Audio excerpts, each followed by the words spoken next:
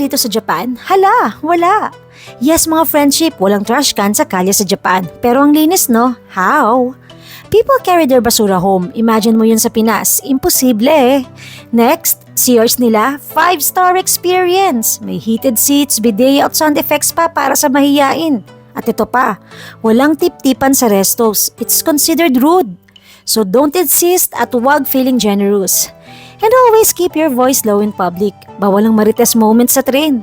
Save this para ready ka sa culture shock. Japan hits different. My name is Jlo and this is another travel episode for Jlofied. Tara, kapit tayo! True story, naiwan kami ng tren sa Japan. Huwag tularan. Nagpatumpik-tumpik lang kami ng konti. Ayun, naiwan ng Shinkansen.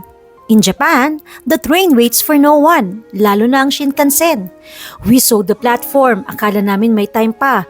Nagtagal pa kami sa pagsakay, parang walang confidence na yun na ang tren namin. Tapos ayun, bumusina na lang siya sa amin paalis. Sobrang sayang. Rebook, realign, reset lahat ng plano. Lessons learned the hard way. So tip number 1, arrive 15 to 20 minutes early. Tip number 2, confirm train number and platform, double check. Tip number 3, get your ekiben before heading to the gate. Wala nang atrasan pag nasa taas ka na. Huwag tularan ang Shinkansen heartbreak namin. Save this reel and follow for more Japan travel tips. My name is Jlo and this is another travel episode for Jlofied. Tara, kapit tayo!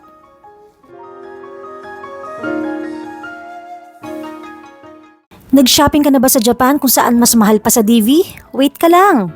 Bago ka mabudol sa Harajuku or Donki, listen up! Tax-free shopping hack, kung turista ka at nakapag 5,000 pesos or bilihin mo around 5,000 yen, you are eligible for tax-free. Just show your passport and tell the cashier, tax-free please. Pero reminder, cosmetics and food are sealed separately. Bawal gamitin agad until you leave Japan. At huwag kalimutang check if card mo na kung may foreign transaction fees. Nakakainis yan pagbalik mo sa Pinas. Tag your budol bestie and save this para sulit ang shopping spree mo sa Japan. My name is Jlo and this is another travel episode for Jlofied. Tara, kapit tayo! Kung ayaw mong maubos ang yen mo, huwag kang tatalon sa unang ticket machine na makita mo. Kung first time mo sa Japan at nalito ka sa tren, same tayo mga friendship. Pero ito ang tip, don't buy single journey tickets palagi. Get an IC card like Suica or Pasmo, parang beep card ito na medyo sosyal. Tapos kung major hopping ang trip mo, JR Pass is life, especially sa long distance trips like Tokyo to Kyoto or Osaka. Bonus tip, download Navitime Japan Travel app. Yan ang BFF mo sa pag-navigate. May exact platform, price at transfer times. At kung lost ka na, just say, sumimasen, with a smile, magic word yan. Save this train hack para di ka mawala at maubusan ng barya sa Japan. My name is Jlo and this is another travel episode for Jlofied. Tara, kapit tayo!